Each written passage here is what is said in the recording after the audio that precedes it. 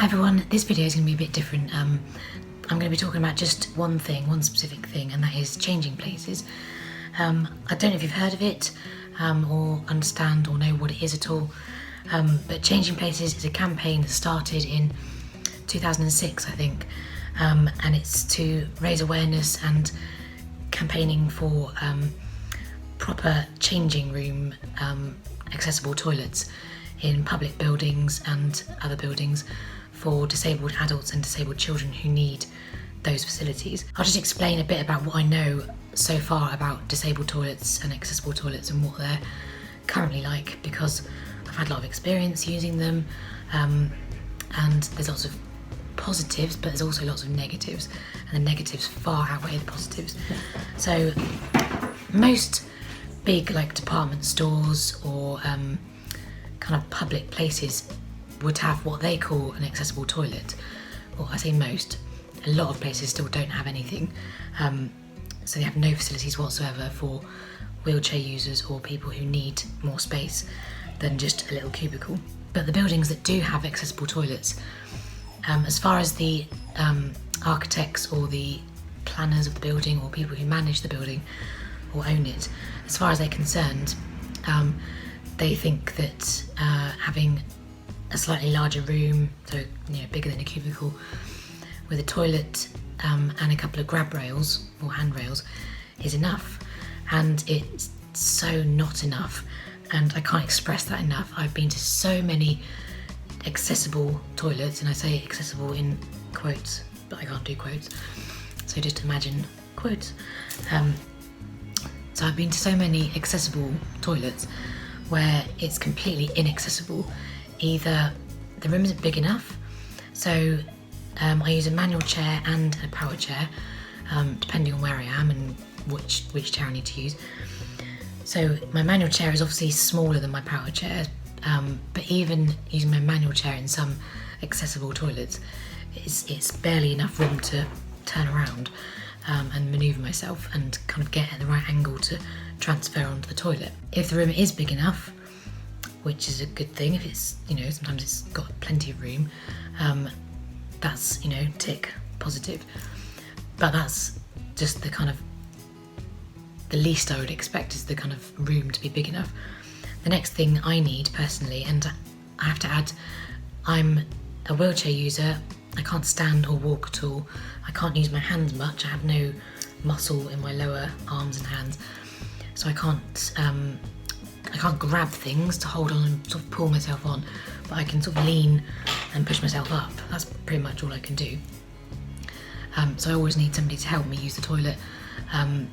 So yeah, before I go on, I will say my needs are my needs and other people's needs are their needs, and everybody has different needs, and every disabled person or somebody with any kind of disability or impairment, be it temporary, an injury, or a lifelong or chronic illness or disability, their needs are completely different and individual, and everyone has different levels of kind of access and different things they need in a toilet. The next thing I need is the grab rails or handrails to be at a certain height, and as far as I know, because I spoke to somebody who's in charge of access for Marks and Spencer stores, and he said that there's measurements and guidelines that developers and architects and people who kind of do all the building of disabled toilets and in big shops and things, that they have to adhere to,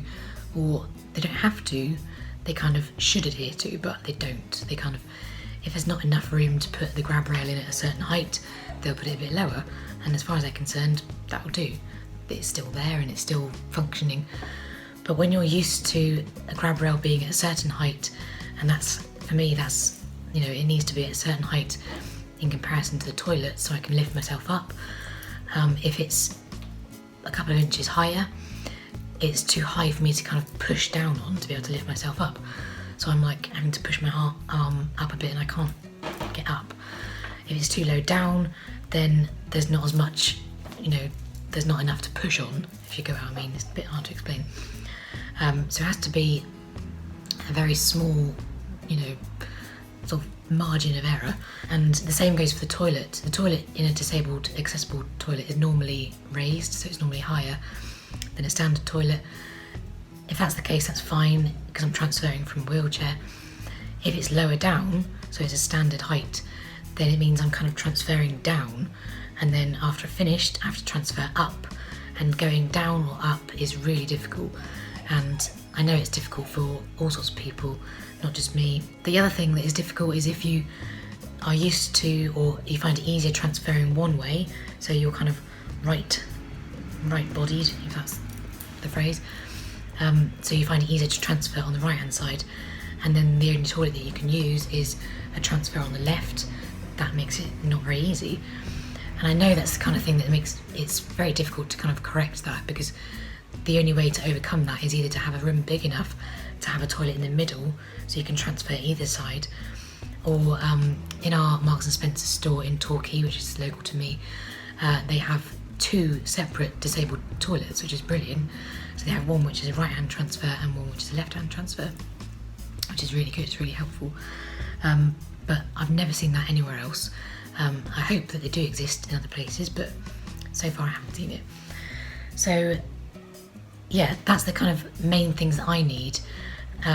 So the grab rails and the height of the toilet and the room in the room to moon over. Currently there are 250,000 people, so adults and children, 250,000 people in need of changing places toilets. And changing places toilets are much bigger than a standard accessible toilet or bathroom. So the room is much bigger. They will normally need, well, they have a drop-down changing table. So think of it like the size of like an A&E bed, like a hospital bed, coming down from the wall. So and which can also be lowered and raised, so that the adult or child can be transferred onto that to be changed. And then also the changing places room would have a hoist, so it has a ceiling track, so you can be hoisted up and be moved from wherever you are in your chair over to the toilet or over to the changing table. So these are the 2 kind of big things that would be features of changing places toilets. I don't know if it's standard in all of them, but I've seen some where they've got a shower, a wet room shower as well. So there's like a corner of the room where there's a shower and a fold down chair, or a chair on wheels, so that if a person needs cleaning after they've been changed or before they've been changed, they can have a shower and freshen up and, you know, carry on with their day and get back to normal. I can understand it's going to cost a lot of money to get these kind of bigger changing places bathrooms in places, but it can be done if there's room for baby changing separately and an accessible toilet separately and men's and women's toilets. Then I'm sure they can do something to make changing places accessible and available in all sorts of places. And currently I don't know the exact figure, but I think there's much less than 2,000 accessible changing places toilets. I think it's more around the 1,500 mark in the whole of the UK. I might be wrong on that figure, but it's around that, I think. So it's nowhere near good enough when you think that 250,000 people need these, and that's just an estimate. I think I'm sure the figure is probably a lot higher than that, because a lot of people's disabilities are hidden. They might not know that they need, or that there are these facilities available, so they might be kind of struggling in a standard toilet or a standard accessible toilet, and actually they do need a changing places toilet, but they're not aware that they could use that. So the figure may be higher, and obviously as the population grows, that figure is going to grow as well. So yeah, I just wanted to make this video just to kind of make people aware of what's needed. This campaign has been going for about 12 years now, so if you want to look at the website to find out more information, it's changing-places.org. They're also on Twitter. I think it's just #changingplaces or @changingplaces, if you want to mention them in your tweets. And if you follow them on there, then you can retweet all their things and catch up on the latest updates and be involved in the campaign. I always wanted to add that I was asked to do this video. Well, I wasn't asked to, but I was suggested to do this video by Fee Anderson, who is a lady with muscular dystrophy, and she also is a mum of 2 children. She's been a kind of online friend of mine, and she's been watching my YouTube videos and following my blog, I think, for a few years now. So hi Fee, hello. I was very pleased to kind of do this video and help the campaign and just do anything I can to kind of get this need out there and get people understanding what Changing Places is. I'm not sure if, I think it's currently a UK campaign, or it may be in other countries, I don't know. There may be similar campaigns. So if there is, I can find those connections and I'll link them down below. I'll link all the contact details of the website and Fee Anderson's Twitter account and Changing Places Twitter account. So yeah, go and follow those. Make sure you go and say hi to Fee and say that I sent you to say hi and follow her. So yeah, she's campaigning for muscular dystrophy and trailblazers, and yeah, she's great. She's doing lots of things like this as well. So the other thing I wanted to mention, just before I kind of sign off from this vlog, is Changing Places would also mean that there is much more access for parents with disabilities to go to the toilet when they've got their children with them. Because currently, if I'm out with the children, and I have 3 children aged 7, 4 and 21, 22 months. So there's me and my partner, or me and my PA, and so there's like 5 of us. It's really hard to find an accessible toilet where we can all go in, because I don't want to leave the children outside, or, you know, I don't want them to be kidnapped or anything. So, you know, we need to be able to have them in with us in the toilet. So the Changing Places would make disabled parenting so much more like easy to have, like days out, and just, you know, have the freedom to be a parent with kids with you when you have a disability. So I really hope you like this video. Please give it a thumbs up if you found it helpful. Let me know in the comments below if you know of any Changing Places toilets near you, or the thing you can do to help is by following this campaign. And also, if you have a disability, or even if you don't have a disability and you have nothing to do with this sort of campaign, but you found it interesting or you want to help, wherever you go out next and you see an accessible toilet, maybe ask the manager or a member of staff if they know about Changing Places, and if they're thinking about changing their toilet to a Changing Places toilet, because it would impact on so many people's lives.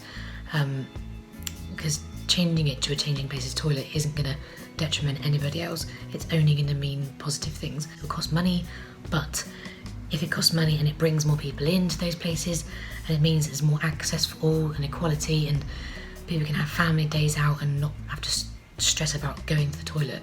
Because there's so many days where I've gone out for the day and I haven't been able to go to the toilet because there's nowhere for me to go. And that's meaning that, you know, that's just when there's no standard accessible toilet, let alone a Changing Places toilet. So it would mean so much if you kind of got on board with this and helped any way you can. So yeah, I hope you like this. Please subscribe if you haven't already, and I will see you in the next one. Sorry about my rambling, and goodbye.